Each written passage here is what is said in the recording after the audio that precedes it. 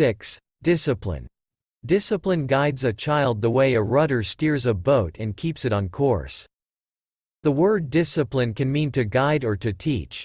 At times, that includes correcting a child's misbehavior. Often, though, it involves imparting moral training that helps a child learn to make good choices in the first place. In recent decades, discipline has all but disappeared from some households, as parents fear that correction might lower a child's self-esteem.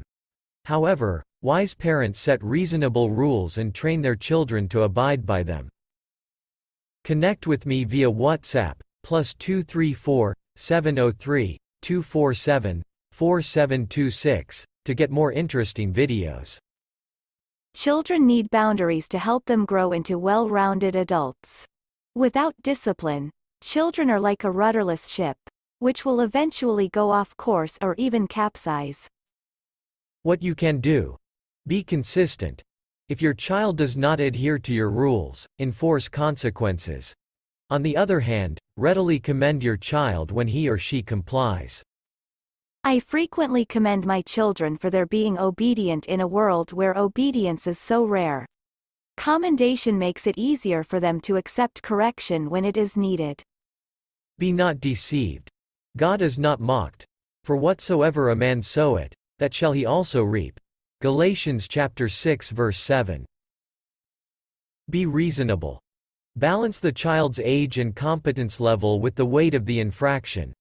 Consequences are usually most effective when they are related to the wrong. For example, misuse of the phone might result in the loss of phone privileges for a period of time. At the same time, avoid making major issues over minor irritations.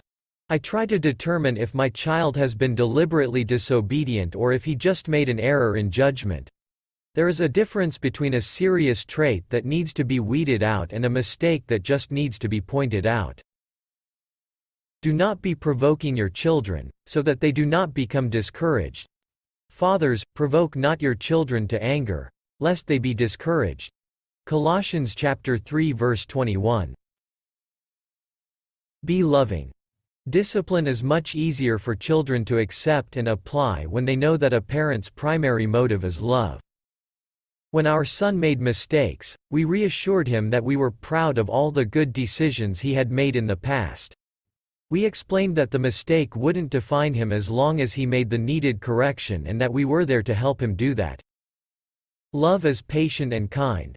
Charity suffereth long, and is kind. Charity envieth not. Charity vaunteth not itself, is not puffed up. 1 Corinthians chapter 13 verse 4.